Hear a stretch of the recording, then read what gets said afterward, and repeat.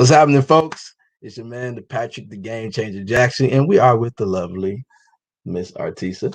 Um, Coming to you again one more time to have another discussion about something that has been a little under the radar a little bit, but has been a problem and issue, especially here in America when it comes to the wealth gap. I don't think it's been widely discussed. Of course, we've been talking about trying to enhance Black wealth by $1 million this year, and definitely want people to take part in that process. These numbers are extremely staggering, right? The numbers are extremely. It's depressing. The numbers are depressing. let's just say what it is. It's depressing. It definitely is. To see our people that far behind. Yeah, I agree. I mean, it's a huge difference between where we could be and should be, and at this point, it's like, okay, what are we going to do about it? Do we even know that we're this far behind? One, do we know the difference between having income and having wealth? Two, and do we even know what to do to acquire wealth? So those are the three things I think we should really discuss and talk about. Okay. So breaking it down. Okay, so let's break it on down. So if you guys didn't see the overlay picture, here you go. Bam. Here we go. The net worth of Black family, 17,150. Net worth of a white family, 171,000. 171,000 to 17,000. Now that's a huge difference. Major difference. And that's from Fox, the Washington Post. You can find it at several different resources, credible resources as on top of that. So I seen that and I tagged him in it. Yeah. I was kind of excited. I was like, I thought we would probably wait for it next week, bring it up. I usually talk about money stuff, maybe once or twice a week. I got excited. I said, hey, she want to talk about money at the end of the day. Okay, I was like, okay, cool. I never want to talk about money, y'all. In fact, I get annoyed about talking about money. I said, you want to talk about money? Okay, let's get it. But look at this. How they gonna look at it and you read it? Okay, I'm sorry. I could share it. I could go through that process. No, it's okay. It's okay. Go ahead. I have to be. Now, as y'all come on, say hello. Don't be rude. And say hello. How you doing? Shout out to you. Hope you're having a blessed week. Hope you're gonna be going in and having a blessed weekend. So just say hello. We can give you a quick shout out as we continue to go on with this conversation. Also, make sure you like, share, and subscribe to Power Moves 365 while you're at it. Make sure you go and do that. You know what I mean? We're going to have some great prizes and stuff coming up, some great information. Make sure you stay locked, tuned in some of the things that we're going to have coming on. Also, if you want to join the conversation, okay, we're going to it's a link right there in the description. There's a link in the description. If you want to be a part of the conversation, there's a Zoom link. Most of y'all should have Zoom already on your phones and devices. We are in the Zoom area. Okay, we are in the Zoom era right now. Everybody zoomed out. Should have gotten the stock to increase our wealth. Okay. I heard that. All right. Yeah. Sure should have. That's one that I didn't move on quick enough. That's one I did not move on. But there is a link in the description. I'll try to add it here in the conversation booth as well.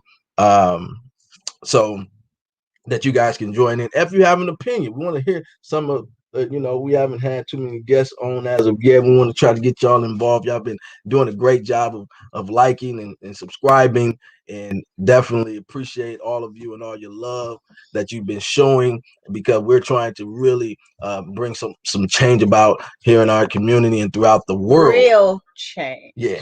We don't try to do that. We don't try to do it just a tad bit. So, if you guys want to, make sure that you click on that link that's in the link. You can join the Zoom, and then we will try to get you all paired up for you to come on and talk as well. So we want to hear some of your opinions. Give your thoughts, give your take. All you got to do is click on the link, join the Zoom. We'll add you in. Make sure you got, ain't nothing too loud in the background. We don't need, you ain't. Hey, I'm just saying, you ain't got. I'm just saying, you can have twerkers and stuff. I don't know. Really? Twerkers? Baby walking around with a big heavy diaper. I don't know. You change the diaper. I don't know. So yeah, don't do it in the middle of that. Just try to be dressed as well. Yeah, try to be dressed. Hey, Krista. Hey, what's happening? What's going on, Monty? Mama Jackson, what's happening? What's going on with you? She already got comments. She already adding comments and stuff on there already. So I think one of the things, so if you guys want to jump on, make sure you go ahead and jump over there to the link that's in the description. Make sure that link is in on the description for me, so that folks can go ahead and try to join in if they can. And we can kind of get you guys tuned into this conversation. And again, those that are joining in the conversation, it's about the wealth gap, people. The wealth gap, and what we can do about it. It's a huge, huge issue. It's a huge, huge issue. Did you get it? I'm going. Oh, okay. So yeah, see if that's on there, and then we'll start to dive into this conversation and get that going for y'all, man, because it's going to be a very, very interesting discussion. I'm excited about it. I'm excited. Kristen already said reparations. Now we're gonna get into that too. But reparations, I'm a reparations fan. We definitely are a group of people that deserve that. So I think that's something we can touch on as well. Okay, you can click on it. Oh, you want me to click on it? Yeah, click on it. Oh, we doing this right now? Right now? All right, there. No. I think that's something we can touch on. There we go. Just make sure that is working properly. That folks can click on. There we go. All right. There we go. I just wanted to make sure that was working properly and everything. So yeah, if you guys want to jump on, click on the link. Get you guys on here to have a discussion, have a conversation. We'd love to continue this conversation with you guys live. If you want to get prepared, some may have to take a moment, get your background and stuff ready to come on and jump on and join the conversation right in the comforts of where you are. Okay. And so if you have a feeling, you want to express yourself, we want you to join the conversation. I mean, he didn't even give y'all time. He just. Guess what? You can join next time. We gonna have it. It's on the link. It says if you want to join, it's on the link, people. It ain't hard. Click the link. Hey, I'm just saying, most people, like, if you would have advertised a little bit more, people would. Yeah. Hey. You just have to take advantage of me wanting to talk about money, because I got excited. I changed real quick. Yeah, I got excited. Real quick. And again, we're gonna throw this back up here real quick. Bam! $17,150 net worth for a black family, and $171,000 net worth for a white family. You see that disparity is staggering. I mean, you're talking about, man, over $150,000 difference here. I mean, that is a huge wealth difference, and that's where you kind of look at the difference between like you were stating earlier, income versus wealth. Yeah. Right? Income versus wealth. And so we can make money on the job. You can make a decent amount of money on the job, and doesn't equate to necessarily wealth, because the expenses that you're incurring is eating up all your money. So it's not really wealth, right? It's you just enjoying life. That's what that's all it is. It's just enjoying life for the moment. And as you look at where your expenses are going, for instance, if you're paying rent, you got a car, you got groceries, you got all these different things that you have on the table, then guess what? You really ain't accumulating wealth if all of your money is going to expenses and having fun and on vacations, because you really can't accumulate anything like assets, real assets. A car really is a depreciating asset as soon as you buy it. Yep. Right. So if you don't even though I still want a Tesla, I have to throw that in there. It's national now. It's national. Or it's everywhere. It's on the internet about my Tesla, y'all. Yeah. We're gonna get to the Tesla. We're gonna get to the Tesla. Tesla coming soon. Tesla coming soon. But if you look at the wealth gap, right, and a lot of it goes towards needs. A lot of it, especially in the Black community, go towards wants and understanding the real benefit and advantage of having property, assets, stocks, bonds, et cetera, to where it's built up. So one of the major differences, and even in the Washington Post, right, they stated there's not a major difference from 1968 to now. From 1968 to now, they had the data up to 2016 that a typical middle class Black household has $6,674 in wealth compared to their white counterparts in the middle class. They're just using the middle class, right? Middle class only was $70,786.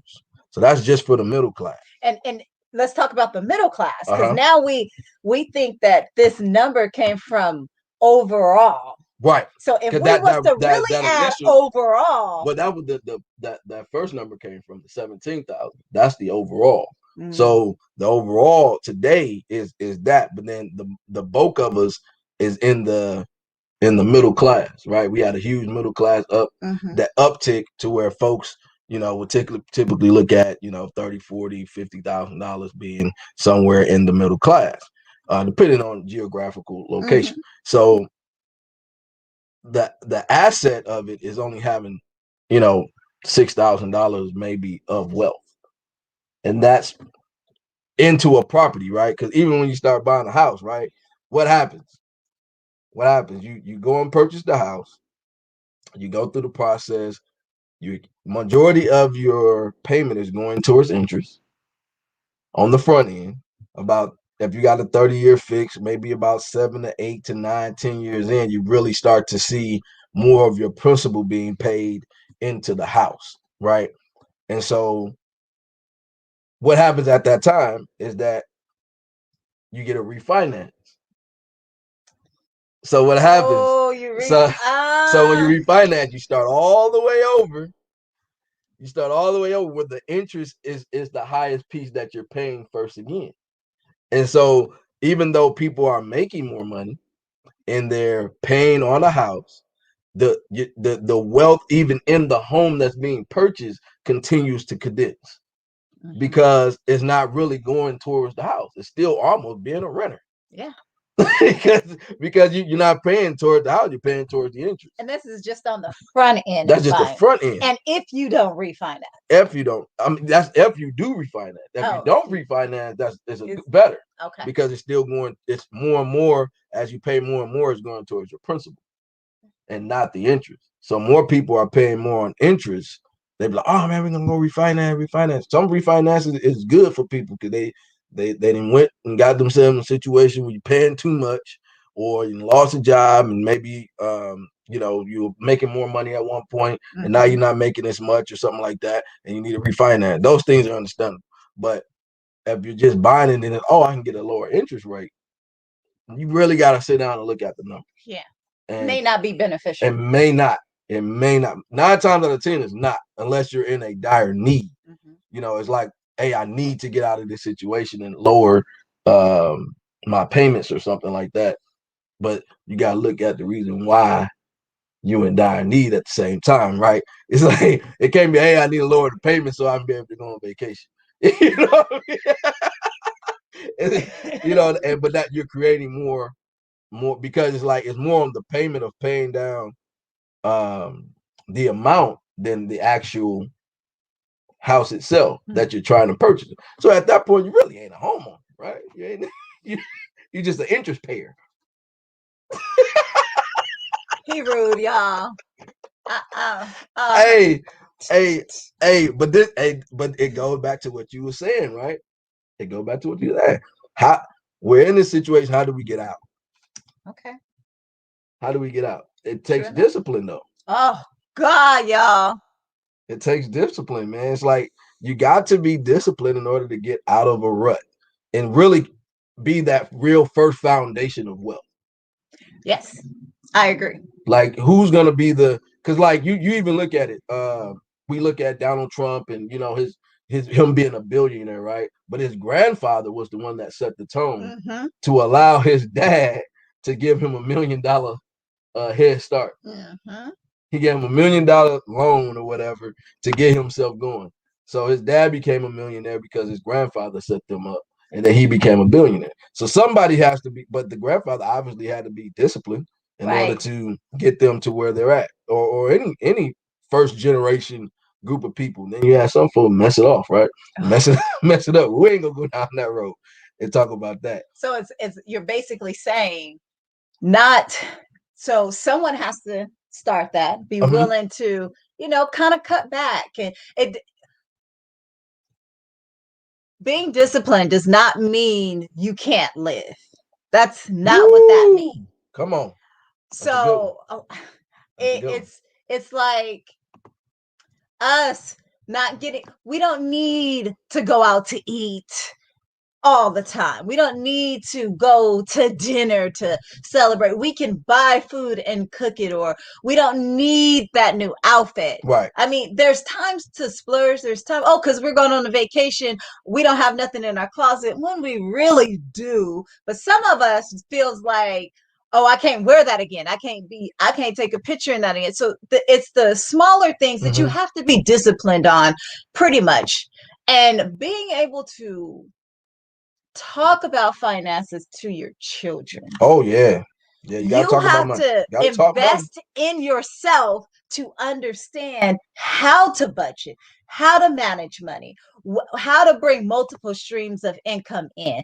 If you yourself don't know how to do it, we can't expect our kids to do it. So then once we are not doing it, we pass that burden down to our kids. Right. That's a very valid point. It's habits that's continuing to progress from generation to generation to generation, and those things don't stop. So I love to thrift shop. It just tickles my soul. However, if I see something, anybody in my family will tell you, if I say I want to pay $5 for that and it's $5.01, I will leave it there. Hey, that's called discipline. Because I don't want to pay a cent over. My daughter tells me all the time, Mom, it's just 5 more cents. Well, it's 5 more cents that I wanted to pay. It ain't that important. Very few times will I really buy something like a Tesla. Like a Tesla, y'all. really want that Tesla. That's something I want to splurge on. Right. But being disciplined, as he's actually teaching me, I'm actually disciplined, but he took me to a whole nother level of discipline. Like, I take care of my money and I spend it well. However, I don't stick to budgets that well when it comes to special events, birthdays in particular. Yes, Lord. So there's times where, I get off track, but he has really taught me, anytime I say I want to do something, well, what's your budget? I'm like, why I gotta have a budget, dude? How come I can't just spend it? Just let me spend the money. Come on. You can do overtime. It's important, man. It's important. It's important. It's extremely important. Look like we got Monty Wilson here. Oh, nice. That wants to join the conversation and have a discussion on wealth building, or the issue with the wealth gap, right? And so I think we lost you, Monty. Where you go? I think we lost you. Hello? Uh-oh. I can't see you. Just one moment. Oh, there you go. There you go. There you go, brother.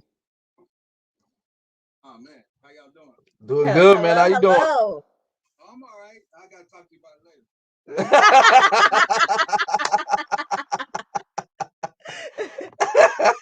A little bit. Well, I'm doing good.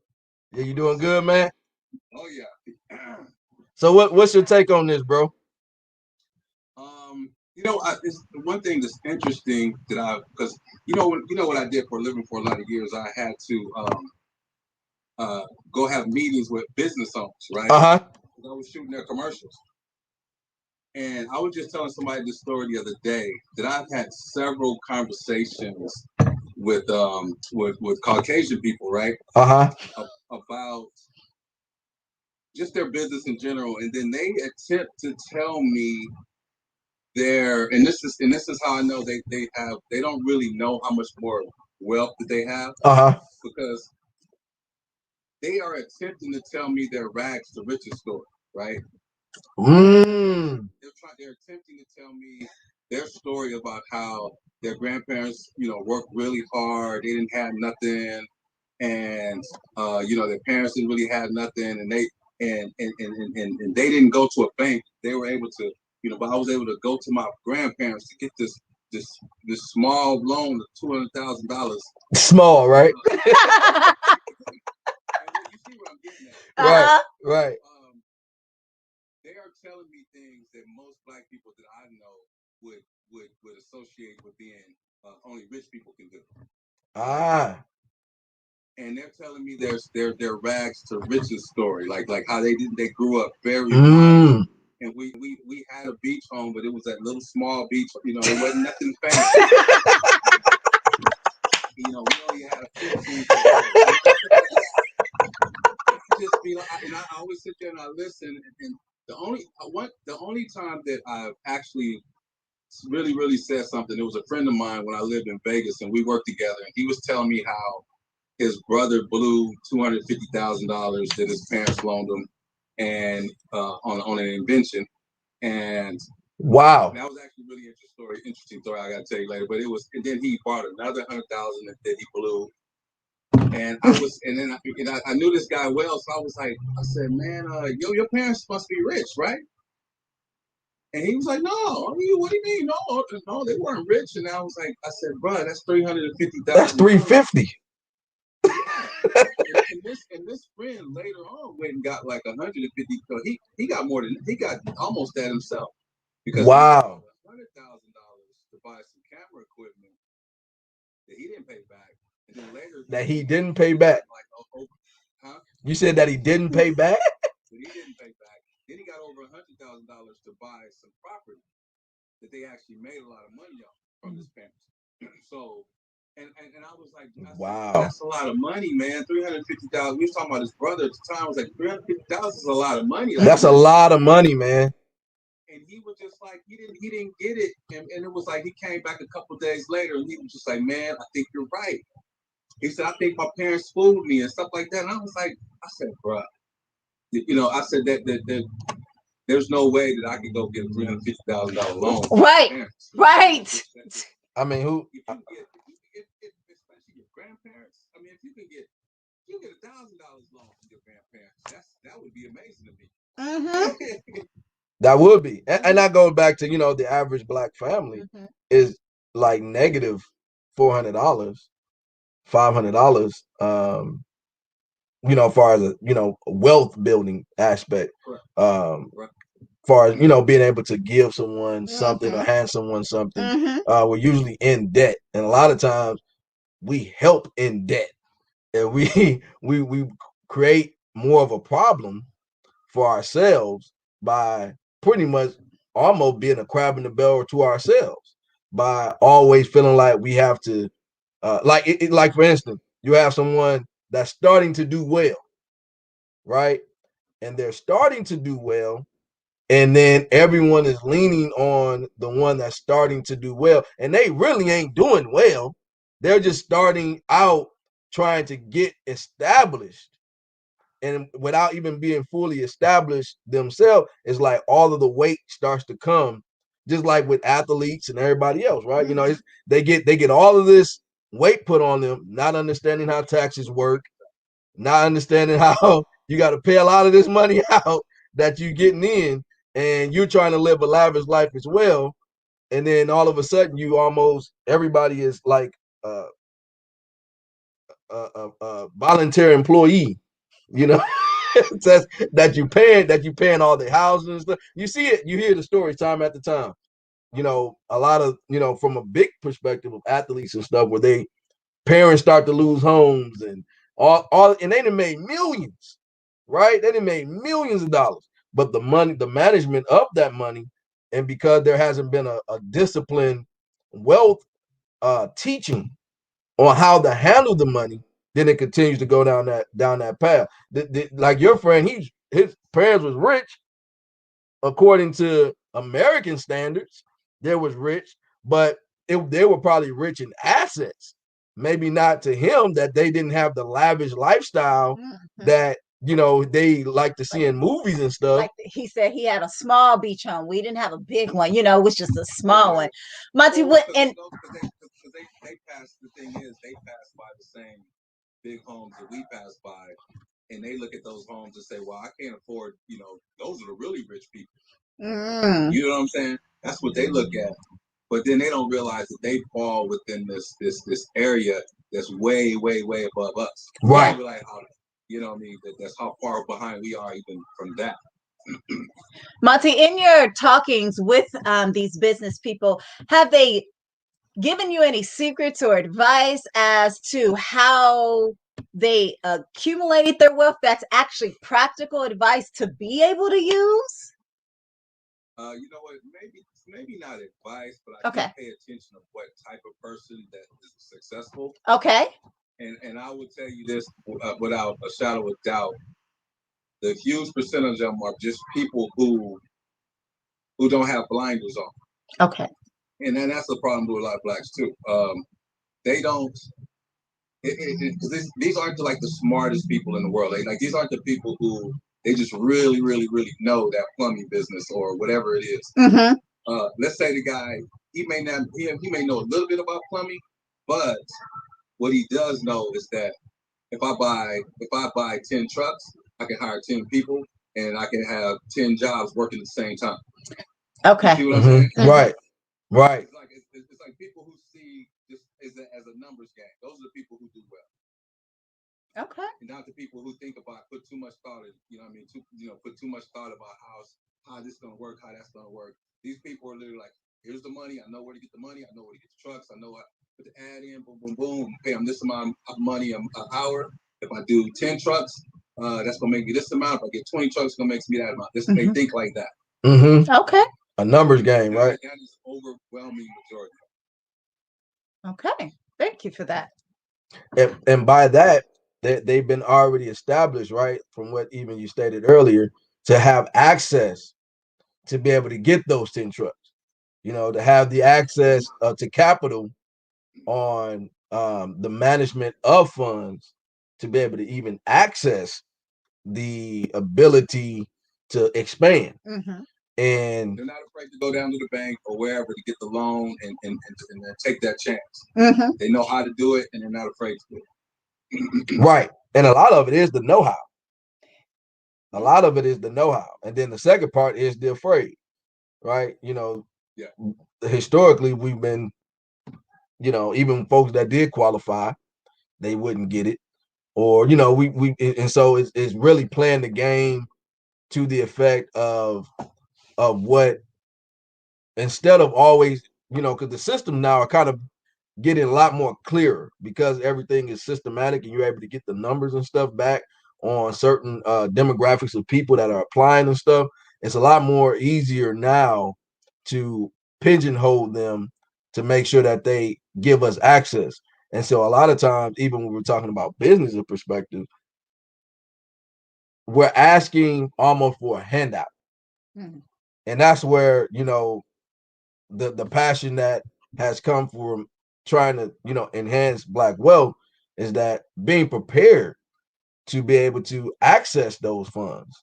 And because, you know, and again, it goes back to if our personal stuff isn't right, then how is a bank going to, you know, give money? And that's where, you know, banks give money to people that don't need it. And that's where, that they can trust, right? It's like, it's not necessarily a need for you because you know how to manage your own stuff. Okay, some banks may go on a limb for you, like credit unions and stuff like that, where you can build relationships with people.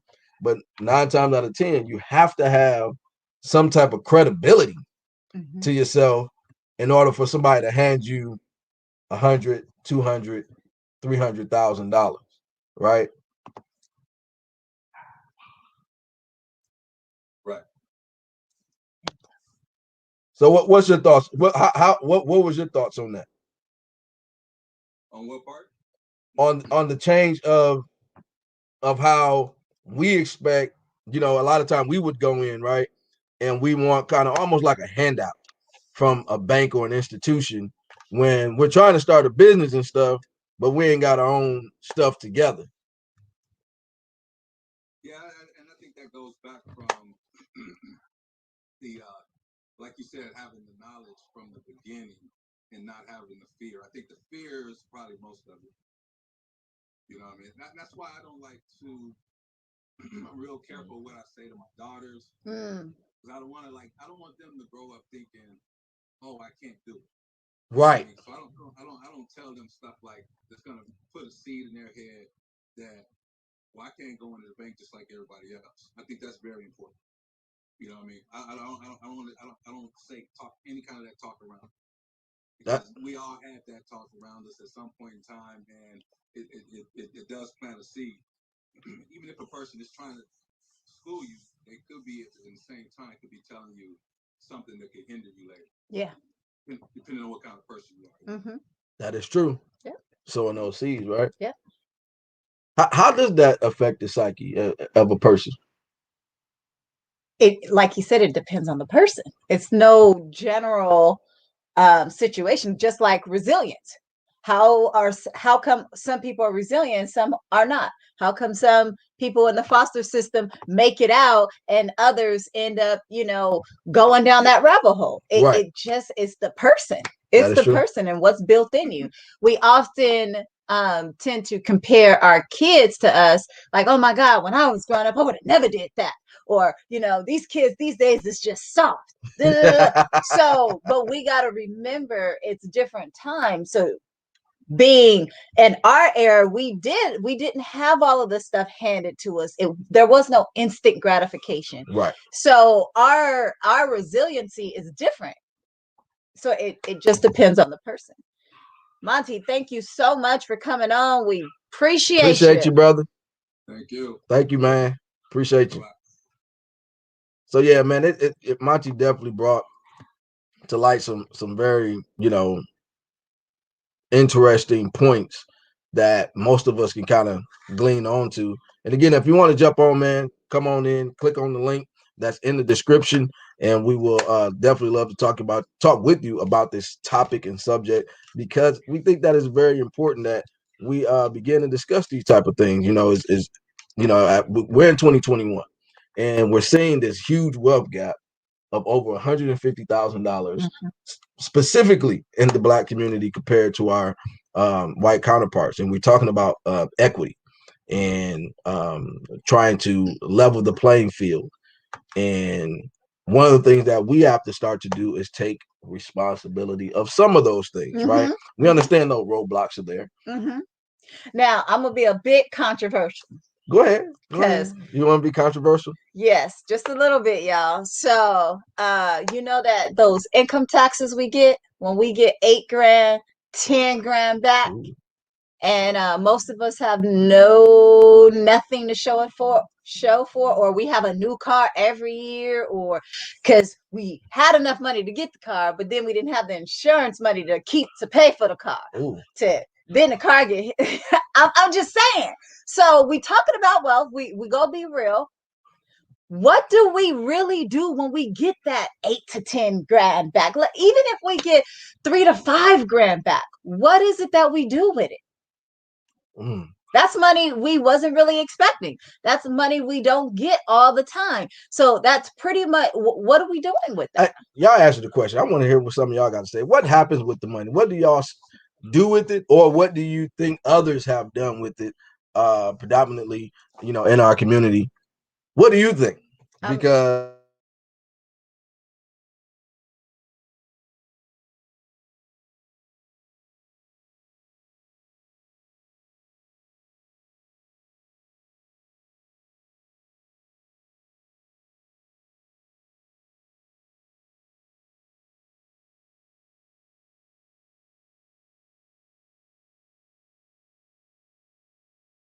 may not be a huge opportunity, but it's still an opportunity. When are you going to get that abundance of money all at one time?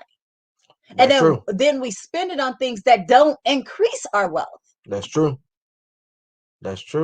We spend it on stuff. It's consistent. We're constantly spending it on particular things, and man, and that's a good point though. We can spend that money on life insurance.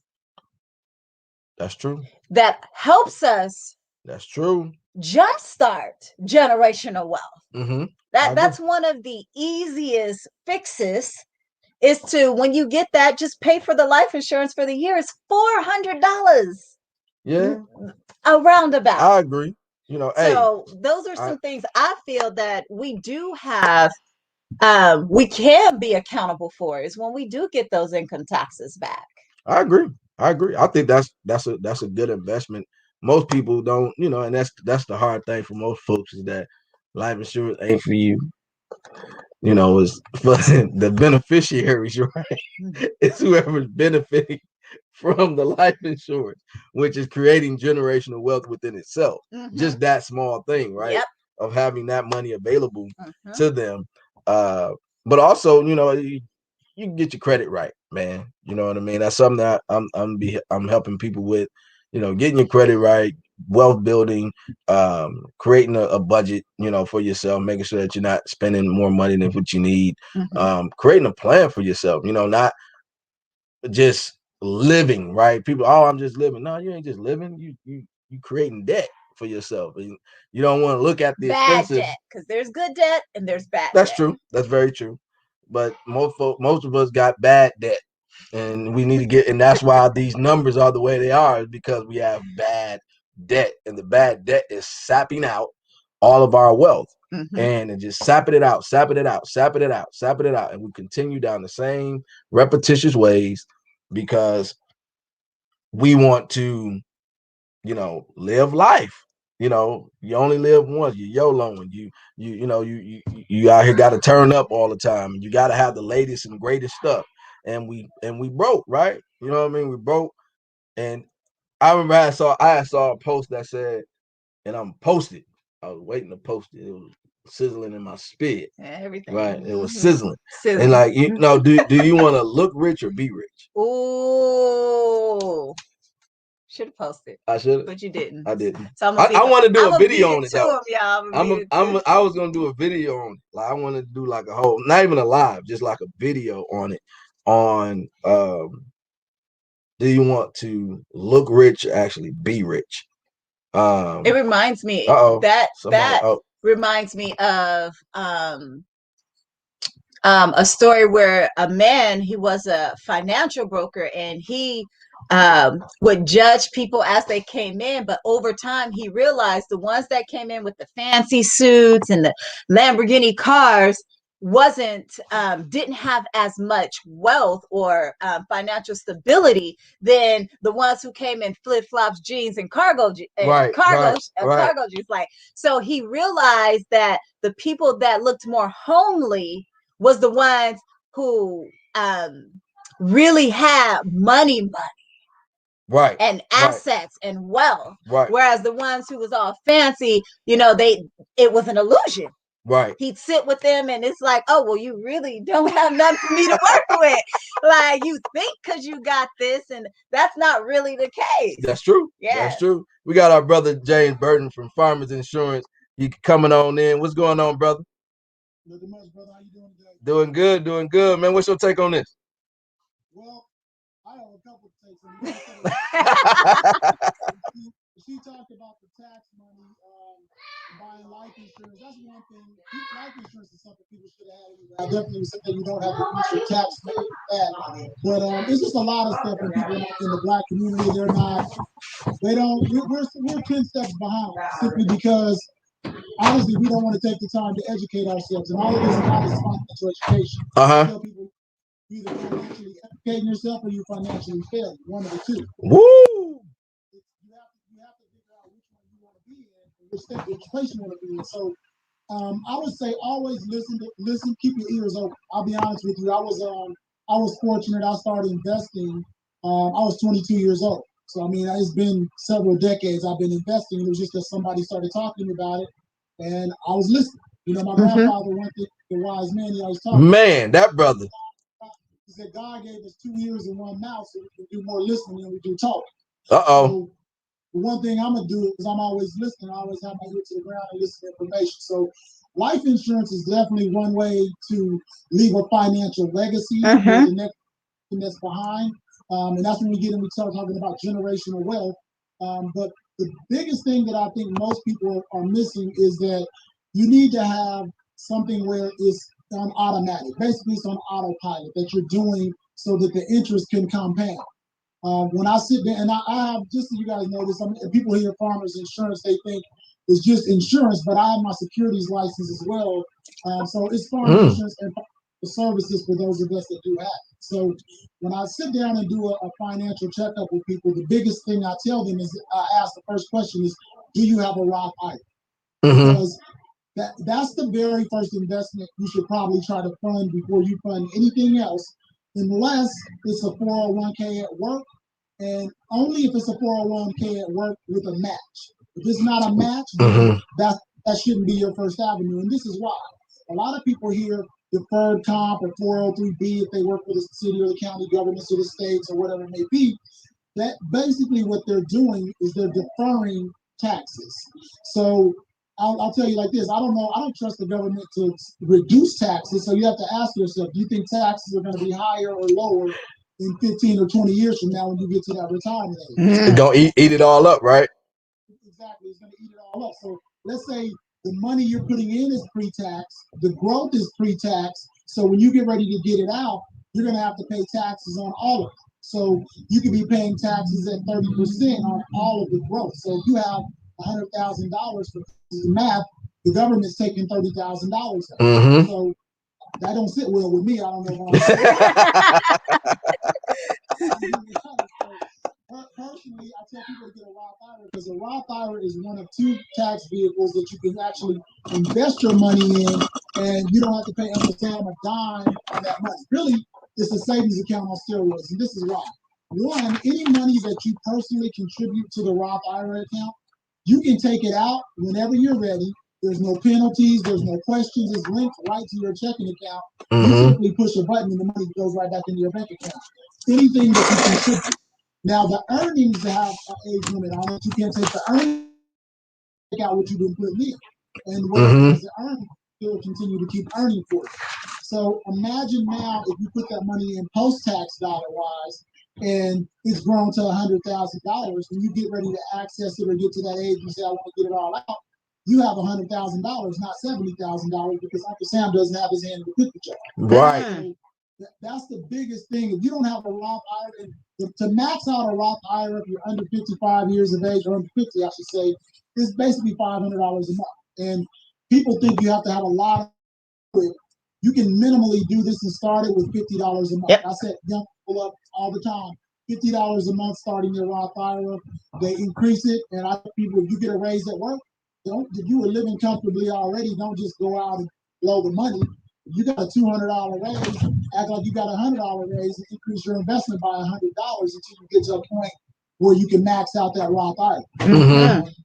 an 18-year-old person maxing out a Roth IRA, by the time they're 50 years old, they have $1 million tax-free.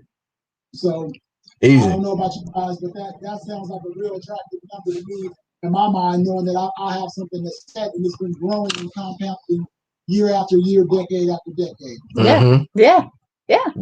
Great advice. Mm-hmm. Wonderful advice. Because the tax money, I mean, there's other stuff you can do with the tax money as well, like you talked about. But put some of it up. Don't go blow it off. Some people who takes the tax money and they don't like to pay their life insurance monthly, so they'll say, "Hey, I just want to make an annual payment," and they pay it each year. They know that tax return time is coming, so that was a great idea. Smart. Don't have that in your monthly budget and eating up your household budget. But the biggest piece that she didn't talk about, and I know she probably was on her mind, I could tell she was going a million miles an hour. When you get that tax money, the first thing you have to ask yourself is, why did I allow myself to get this large of a refund? Yep. Because what you did is you allowed Uncle Sam to have your money growing tax-free all year long versus you having that money growing tax-free. That goes back to what I'm talking about for Roth IRA. If you take $6,000 a year return, she's talking about $6,000 to $8,000, that is the $500 a month. Where you didn't get growing for you, where you could have been putting it up month after month after month, and the interest compounding over that year, and you've been gaining interest versus Uncle Sam not gaining anything at all. Mm-hmm. Yep. That's a very, very valid point. Because most people, they don't, I think sometimes is really getting around some folks and having, and that's why we want to kind of spark these conversations, because they're not around enough people, and it's not getting to enough folks for them to hear these type of conversations. It's not a normal conversation because it's not something that's part of the family dynamic. And so just like your grandfather, right?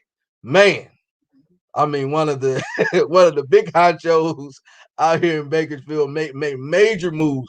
Lovable guy that was able to, impart, that spirit of entrepreneurship and investing into you, and being able to, of course, now you're able to pass that down, to your kids. And so that type of continual learning, because it got to start somewhere. Grandpa, he had to be the one, like I was giving the example about Donald Trump grandfather earlier. Somebody got to be the one that sets the tone for the family. Yeah. And go ahead.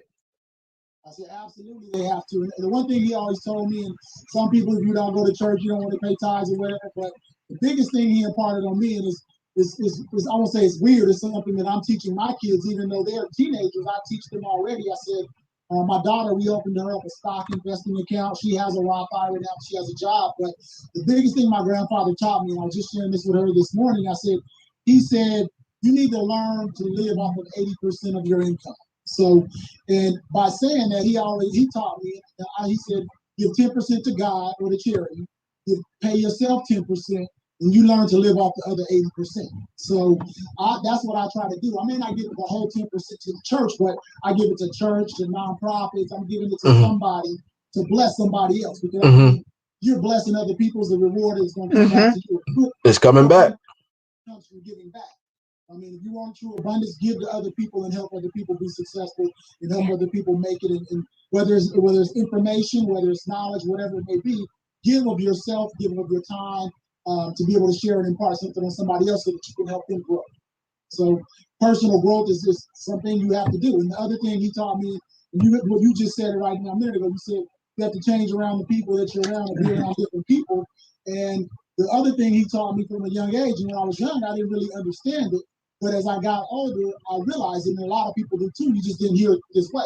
But he always told me, he said, everybody that came with you can't go with you. Whoa. So basically, the people that's around you now, your circle of friends when you're younger, you at some point in time, you're going to outgrow that circle. Yeah. And when you outgrow that circle, you need to fill the circle and find another person to fill there. Why? Because there's a void there, and you need to be able to get that basically is piggybacking information or knowledge or whatever it may be, and fill that circle with somebody else who can pour something into you and give you some information that you can take and grow with.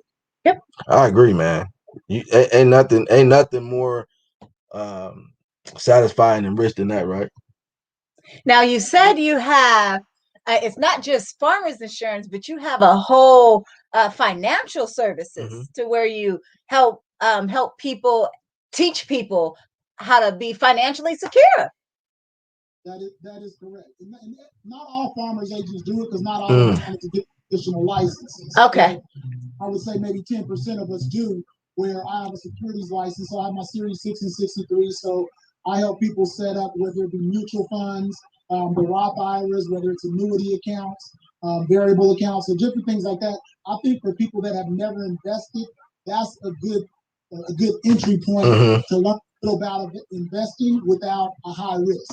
Because a lot of people don't know what mutual funds are. They hear about the stock market and they want to jump in the stock market, but if you don't know what you're doing in the stock market, you can lose your shirt.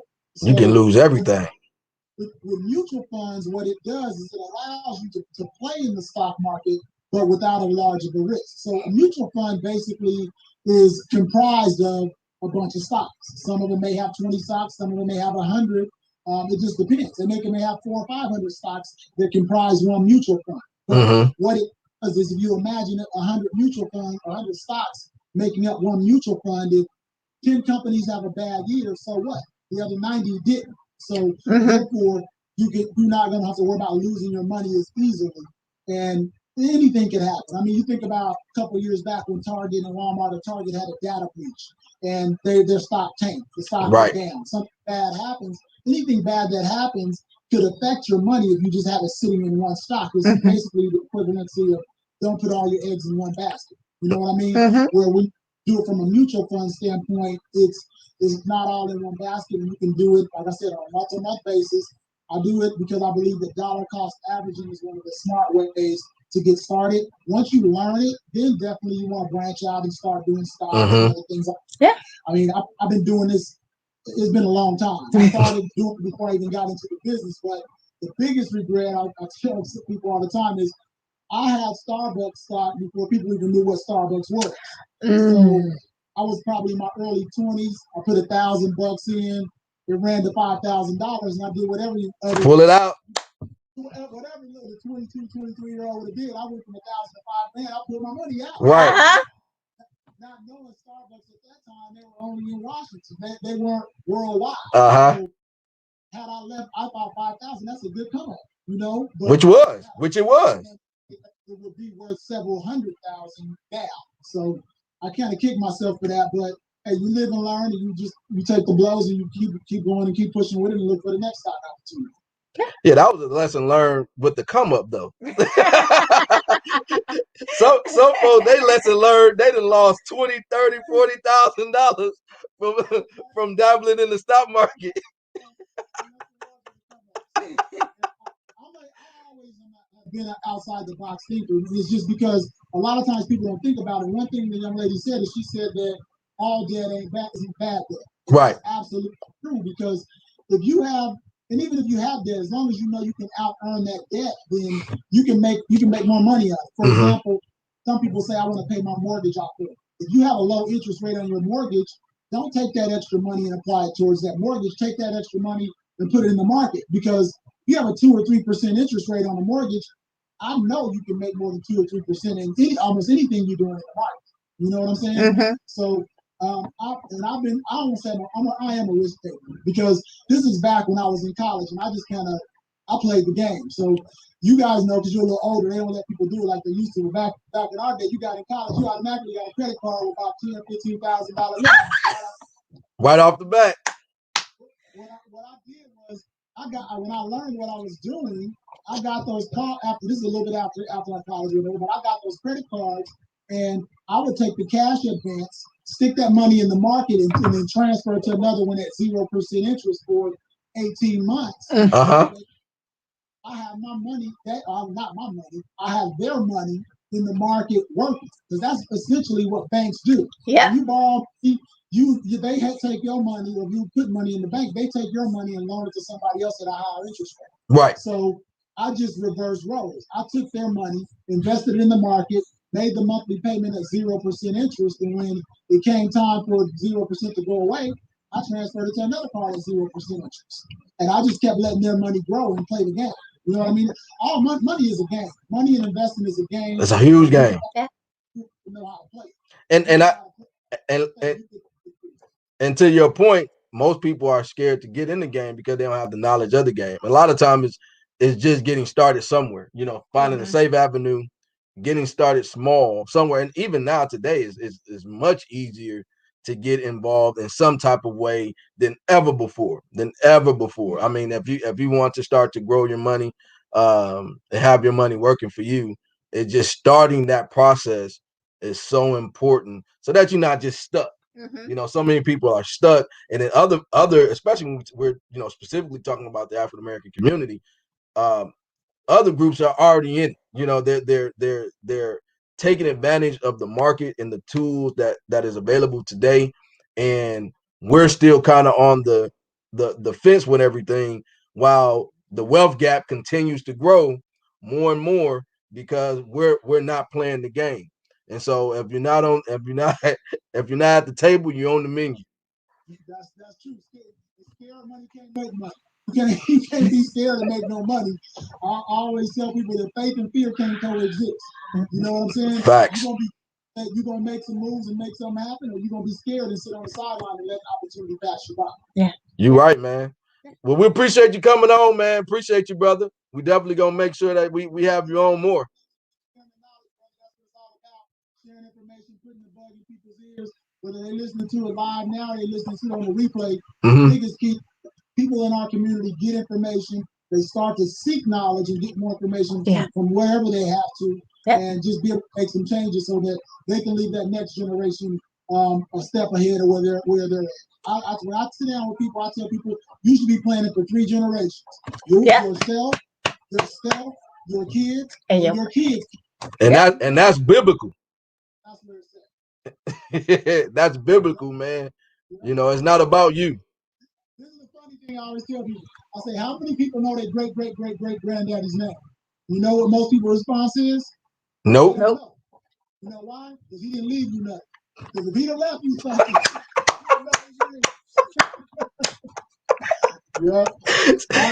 All right, man. Have a good one, bro.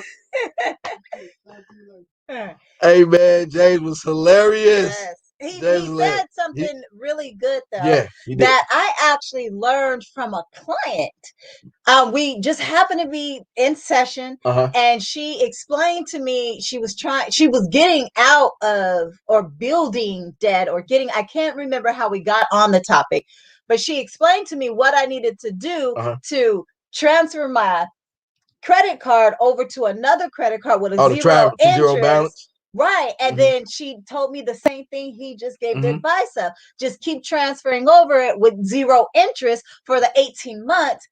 Oh, my God. Well, the key to that, though, is that you got to have your credit right in order to qualify for the card in the first place, right? That's true. So I'm in a good space. Yeah.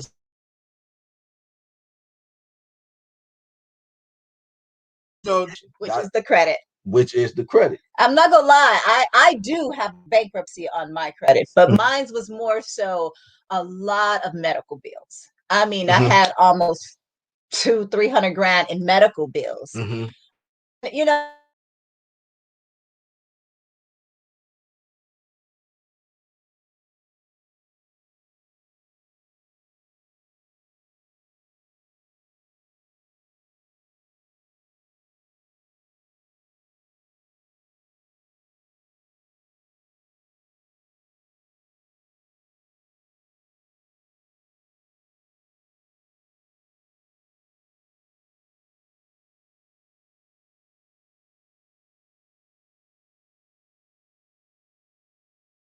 Said, okay, this is a fresh start for you.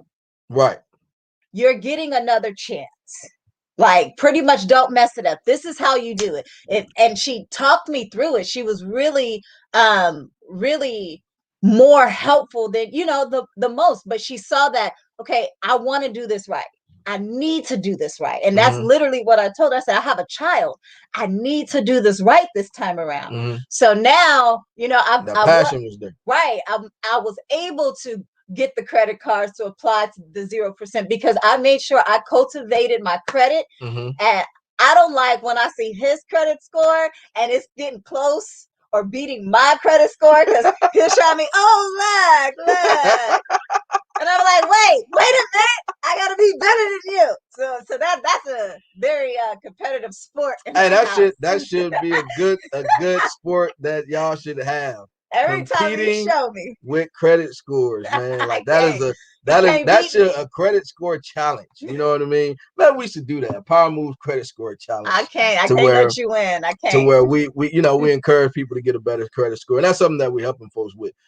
Something huge that's coming out, man. Really trying to mainstream it to a lot of people, to where we can try to help folks get their credit right, get their finances right, to lay that foundation, because that foundation is so important to be able to do everything else that you want to do. Because, no matter what type of job you have, you know what I mean? It really doesn't matter.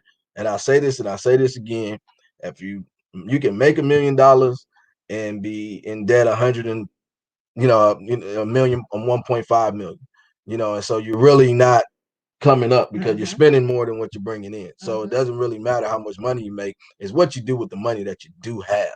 Yeah. And so the amount of money that people get is based on, like one of the people has stated, keeping up with the Joneses. That's the comparison piece, right?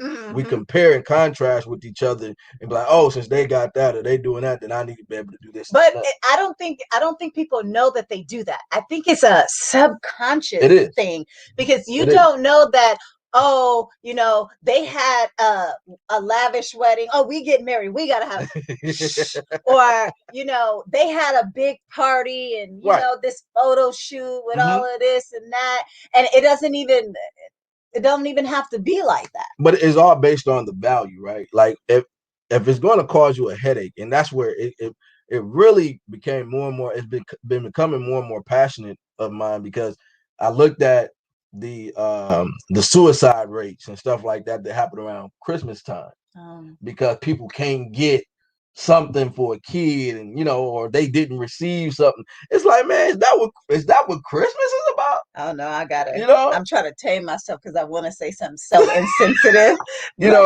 But we get so caught up in the materialistic things that a lot of times it's just being able to spend time with family, like the small stuff that don't cost you anything, or people expect. There's expectations, because you should send something, you should give something, when everybody poor. Like, but and we're looking at the numbers. Let me put the numbers back up. When I'm saying poor, I'm not saying that you don't have money.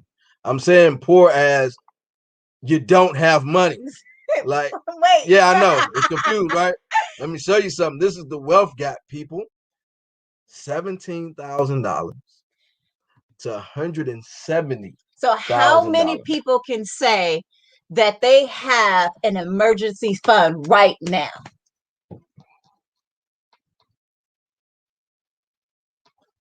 Then if you don't have an emergency fund, you broke, and it's okay. No, it's even beyond that though. Like, because what is an emergency fund, right? What is an emergency fund? What is it? What in the person's mind? What would an emergency fund look like? Your car breakdown that needs to get you to work to make the money, but then you don't have the money to fix your car. Right. That's a small emergency fund. Okay. For me, an emergency fund is that you have access to liquid cash or access to funds that if something was to happen, that you can take care of your expenses for a year. Oh, see. I wasn't thinking that far. Yeah, that's why I was thinking like 3 months. No, I'm saying a year. So, but that's where we're talking about having a really secure. Because now you can that all of a sudden a company tanks, right? And you're trying to look for a job, and it's taking you 6 months or so to actually get into a job. Now you're not panicking. You see what I'm saying? You become so much in a panic, because you're looking for the next thing, and all of a sudden, oh, I'm gonna lose this and I'm gonna lose that. All these things that's been obtained, but you have nothing to liquidate or have that or cash that you can actually pay on all of these different things, because of the amount of money that is being spent on other stuff, right? It's just stuff that's we're spending, and then none of it is things that we can actually that holds a value. Yeah. All those, the clothes and stuff. Like I said, there's nothing wrong with looking nice. It's not. There's nothing wrong with wanting nice things, but having something in place in case of an emergency is so important. Like an emergency, a car breakdown, that's a credit card. You should have a $500 credit card to be able to take care of that. So that to me, that's not really an emergency. Well, you see what I'm saying? But like to most though, they don't have credit cards. I know, that's my point. Oh, but some people do, or it's maxed out because it's being used on the wrong thing. Yeah. And then that's where it's being able to live within your means, not at your means or above your means, under your means. Yeah. Yeah. Trying to keep up with folks, and I'm gonna say it all the time. You have to be willing to step back in order to go forward. So you got to sometimes be willing to downgrade from where you're at, right? Mm-hmm. Downgrade. It's okay. Downgrade to the house that you don't want to live in, or the apartment you don't want to live in, or the condo, or the studio, or living in someone's room, renting a room. Speaking like of that, that's part of the process of growth. If you're not, sometimes you have to take small steps in order to get the bigger bang, but or be in an uncomfortable situation when you have a goal at hand, right? And for an example, move down, like you said, downsizing. There's nothing wrong with downsizing. Let's talk about the Mexicans and how they come together. They pay for, they buy a house. They all live in that house. They pay down that house, and then the next person buy that house. Right. And then they're all contributing to it. Right. I mean, you bring that concept, hey, let's move in together. Let's stack some cash. You stack your cash, I stack my cash. Yeah, we're going to be uncomfortable. Everybody, I just need my own space. And I just want, and you get that space, and you can't even maintain that space. Right. You lose that space where you got to work extra hours and be away from your kids longer when you should be there helping and cultivating them. But you got to work overtime and double time just to make sure your bills is paid. So it's about being uncomfortable as well. Right. Got to be uncomfortable. There's opportunities. I mean, we can come together. Earlier, last year, I moved in with my sister. It was me, my mom, and my daughter all in one room. One room. It was uncomfortable as hell. It was so uncomfortable. But we are in a space to say, all my credit cards are paid off. We are in a space to say, I got a nice bank account. We are in a space to say the car is about to be paid off. That's right. We are in such a better space, but I was uncomfortable. But we knew what we wanted to achieve. Right. And if you have a goal in mind and you're trying to achieve it, that's an example of what people have to really hold on to, like the uncomfortableness, willing to be uncomfortable. And to get to a comfortable space. That reminds me of a song by William Murphy. William Murphy has a song that goes, I'm going through changes. He says, I'm going through change. He said, I want to change, but I don't want to go through change. Ooh.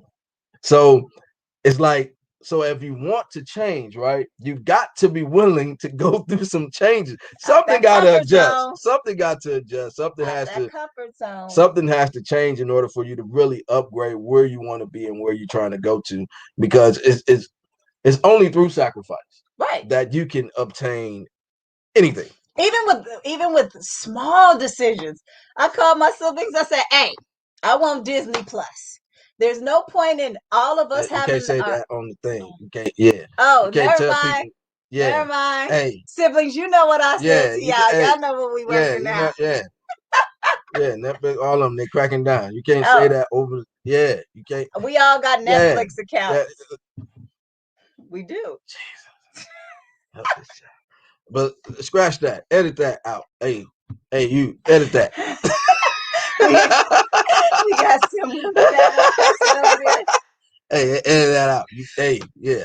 I mean, but even then, if push came to shove and we all had to move in, I would be okay with it because I know what the end goal would be. Yeah. I mean, praise the Lord. Yeah. Hey, siblings, if you want to all move back and we consolidate our resources, hit me up. Yeah, the devil is a lie, but the devil is a lie. Yeah. God is good though. But God is good. He's moving mysterious way, but he ain't that mysterious. He ain't that mysterious. He ain't that mysterious. He's moving mysterious way. We ain't. Yeah, praise the Lord on that one. My mama said something. What she said, lack of education and knowledge is hard to teach something that you do not know or how to do. Being in the struggle, living in the struggle, make you want to work harder and do better. With some people living in a day and not think about tomorrow. Some save for the future and think about the next generation. Having a mindset can change things. The mind is everything. Right. The mind is everything. But also teaching. Yeah, teaching. Well, first investing in yourself to learn, because the lack of education and knowledge, you teach yourself, you put yourself in those positions. Like, I was very blessed to have some people come to the school, like the school district allow financial advisors to come to school to help us retire. Right. And I was very grateful, because I was like, I don't want to give you more money. And then we had to sit through the presentation.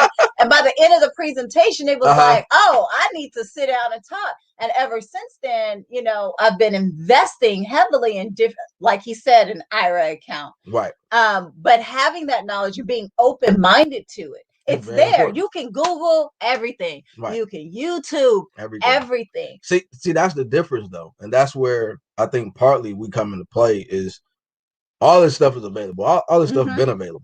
Sometimes you need people to help guide you that you can trust, that's going to point you in the right direction to really, because there's so much information. Sometimes it's too much information. True. And so, having someone that can help cipher through some of that for you and kind of really put you on that right path, because a lot of information can be out there. Some people are learners like that. Some people are go-getters and they're learners like that. Not me. Not some folks just need some people to pull them to the side, like, hey, this is what we need to do. This is the direction that could be great for you. And here's a few options. Now, bam, now you can go and get it. And so that's something that we're trying to make sure that's provided, especially for people that need to set a foundation. And that's kind of been the heart of trying to build financial wealth building for families, is setting the foundation. A lot of time the foundation has not been set for most families, and that's why this gap continues, because you have a bunch of broken foundations, and then folks just trying to figure things out, trying to do side hustles, trying to do all these other things to make more money. It's not about making more money. It's about setting the foundation for yourself, because once you have the foundation, the more money is going to really spark the multiplication of whatever you're doing. Same thing with what, just like James was saying earlier. Okay, you make more money, you put more in your IRA or whatever. You see what I'm saying? But if you don't have a foundation set, even the concept of being able to use the credit cards properly, none of that stuff happens unless you got the foundation. You have no access. You have you're not building the actual emergency fund. None of those things are in place to build real wealth until those things are in place. Yeah. One thing I kind of instilled in my daughter, because I don't pay for chores. I pay for the rent and everything else. That part. The least your little self go do is clean up for free. That's your payment. And so I was like, if you want money, I do pay for books, like if you read a book, but also too with her cans and stuff. And so every time she would cash her cans, and some of y'all may know about that story because I posted it on Facebook, because I filmed her walking all the way over there because she couldn't use my car. I always made her give 10% every time. Every time. Well, how much money did you make? Okay, well, I need 10% of that. 10% of that. A few days ago, when I picked her up from her dad's, it was just her birthday. She got in the car and she handed me $20. I was like, oh, what's that for? She was like, I got $120 for my my birthday. And you said I got to give you 10% of all my money. without me even telling her. It was already. It was like such a proud mama moment. It was already in her heart. Moment. Already in her heart. And she'd be like, "Mom, how much money is in my account now? How much money? Why you want to spend it? Well, I want this Amazon." No, that ain't how that works. So, but the simple fact that she knows any type of money you get, you need to put away 10%. So, but that's been, oh man, that's been a couple of years that now. Has been instilled. Right. It didn't. Oh, she used to be pissed off when I would take her money, but now she understands. Like, you know, you're gonna want something, and I'm not gonna be able to give it to you. I don't want to give it to you. You have your money. Right. Right. My mama just asked a question that did you give yourself a time while you was in that uncomfortable space? I did. I did. We said 6 months, and then at 6 months we will reevaluate. But I also came up with a plan. What can I save and what can I do for reals in 6 months? So now I cut my living expenses completely in half by renting one room. And then over flooding all my bills, paying up on things, buying extra supplies. All of that's so important. I did the couponing. I did. I had a whole bunch of stuff, but I did. I gave myself 6 month time, and then we were at 6 months. We reevaluated and decided to go an extra 2 months because it was going so well. Although we were uncomfortable in the one space, it wasn't. It was tolerable. Because the goal was really profitable. That's I can tolerate this a little bit more. You know, but that's where the difference of trying to see the end goal. Yeah. The focus of and it goes back to the beginning of the copy. The mindset. Changing the mindset is going to be a critical piece to change the end goal of what you're trying to accomplish. Trust funds. Asked about trust funds. Well, I think those things are developed over time, right? Like you have to. I believe everything comes in stages. You have to do things in stages. You got to get your credit and stuff right. You got to start to, you know, if you're gonna. Because what you go put in a trust fund if you don't have the money to put in there, or you don't have the assets or the land to put in a trust fund. You gotta have something. You got to have something to put in a trust fund in order to even talk about a trust fund. Right. Because it costs money to maintain a trust fund. Correct. And that's what people don't understand. It costs money to maintain a trust fund. Because, you know, when you at that level, you know, that's a different conversation, right? And so the people that, you know, that we're really targeting in that area is folks that need to lay a foundation. You know what I mean? And so although we want to help a lot of people, you know, if you at trust fund level, then, you know, it's too many people out here that ain't ready. But I can definitely get you to some folks that can help you with that information. You know, if you have to trust, you know, building a trust for somebody. But more than anything is for folks that's trying to really develop a foundation. Because you know, having a trust is wonderful, right? It's something, you know, safe, secure, that for generations. You know, you set whatever parameters that you want to put in place. And I've got some crazy stories that I've heard of some trust funds, how them things went down. It was hilarious. It was a guy actually in Michigan. He owned, a bunch of land. So had big entrepreneur, and he owned some patents and stuff. And this was back in the 1800s, late 1800s. The guy, and he was pissed off at his family. His family did some wrong things to him. He was on his way to die. He ain't want none of his brothers in them. He ain't want none of his kids. He ain't want none of his brothers and sisters' kids or his kids' kids to have access to the money. That brother went down 3 generations. I think it was 3 or 4 generations, because it was like the early 2000s or something like that. Because I was in like high school, college during that time, and them folk would fight for every generation was fighting for the money, and they couldn't access it because he had it locked up in a trust.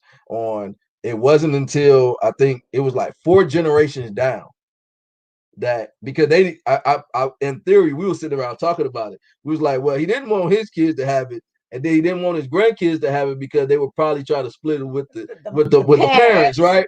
And so, and then he was like, well, they might still be living, but with their grandkids. So he said, you know what? I'm gonna go it for my great grandkids, so that most of them is died off or they on their way out, and they can see the money come in on their way out, but they can't touch it. And I said, this brother went to his grave laughing. This brother, he said, you know what? I'm gonna have the last laugh. You took my last piece of pie, and you thought that was gonna be it, huh? Yeah, you ain't gonna get a slice of this money. You ain't gonna get a slice of this. I said, that's some jacked up stuff for you. I said, boy, that's a cold piece. Yeah. That is a cold piece. For somebody to do something like that, man, you can't. So to recap, we're saying to start closing this wealth gap is first get your credit right. Get your credit right. That's the first step. Hit us up, man. Inboxes. We'll get you. We'll start you on the process. Yep. Yeah. Got to get that right, man. That's numero uno. And you got to put. You know, so a lot of folks getting this little stimmy. Just put a little bit away. Right. You don't invest in you first. Yeah. Right. Invest in you first. Like invest in trying to get, yourself together, get your finances straight. If you got some stuff that's overdue, especially credit cards and stuff, those things are going to be very important to get down. Start making payments on time. If you need to relocate or something like that and put yourself in a better situation to where you're not paying so much on rent or whatever, do that. It's okay. You don't have to have the lavish or look good, and it ain't none of their business. Nah, it ain't. Hey, I'm gonna show y'all what I drive, okay? And you know what? Yeah, because I think they need to see it. I'm like, because they need to see it because I will not get in that thing. You get in that thing I'm doing it for a reason. It's like it's a purpose. It's like I can go purchase. He can, but I absolutely hate. But I went through this process for a reason. There was a big setback for a major comeback, and so even through all this process, it was like, man, should I go get one? And then I remember Brittany was like, I had helped her go through the process to get her car. He's like, you should, go and grab. I was like, for what? For what? Yeah, I don't see it. I don't see it. He drives. No, I don't. It's a liability. As long as it runs from it's a liability. It's a liability right now. I don't need to look good.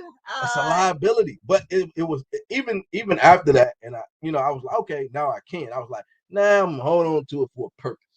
Because I have a bigger purpose in play. There's a bigger purpose. Because I really want to show people, like, and be real and authentic. I could go and grab something and be like, hey, and keep that one, right? And try to, but I want to keep it while I go through this process to be able to show people the real.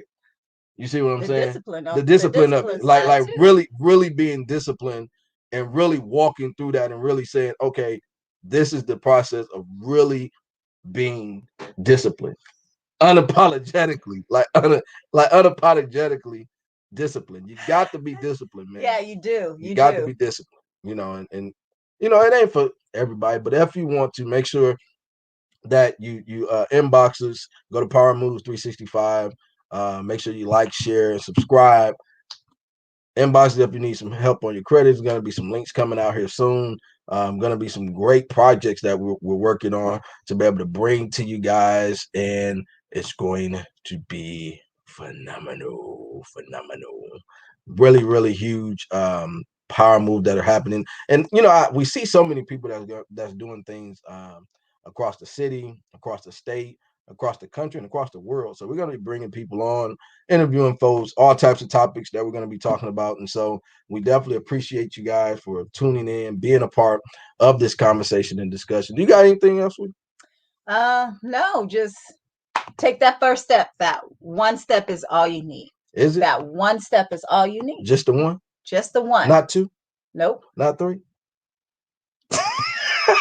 Just one. Because when you see what that one can do, just take that leap of faith. Remember time? What does that got to do with Stephen? I was saying, do you remember the time when your bank wasn't right? Do you remember? I don't even. Your bank wasn't right. You remember time? So yeah, man, we crazy over here, man. It's Friday, the turn up time. So make sure that y'all hit us up, Power Moves 365 on Instagram, Facebook. Also, what else we on? We on YouTube. Make sure y'all hit us up on YouTube. Make sure you hit, hit us up on YouTube. Also go to the website, www.powermoves365.com. Check out the magazine, man. It's phenomenal. Black Wellness magazine that we have. Our team's been doing an excellent job on it. Definitely got our Kings edition that's going to be coming out. You know, going to be awesome.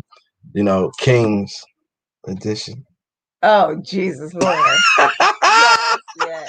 Kings edition. You know, we did the Queens one for the first one, and so definitely excited about the Kings edition that's coming out with that. You want to give a little bit of tidbits on it?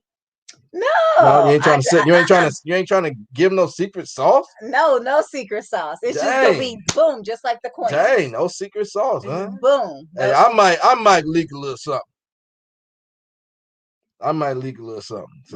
So you know, since it's a King's edition, I might link a little something. Puff your chest up. What I can't you just trying to touch on my chest. Oh, I was just trying. But I can touch on your chest anytime. It's mine. You're just trying to touch on my chest. That's all you're trying to do. But what I will tell y'all though, you can advertise, help support the movement, cultivate healing and self-love. So go advertise. Yes, within our Black culture. So you got to say it. Healing and self-love.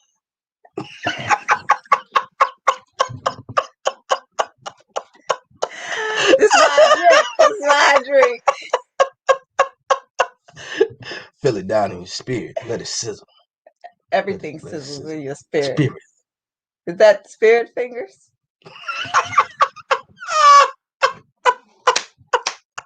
Hey man, we crazy over here, man. We crazy over here, but good crazy. It's all right.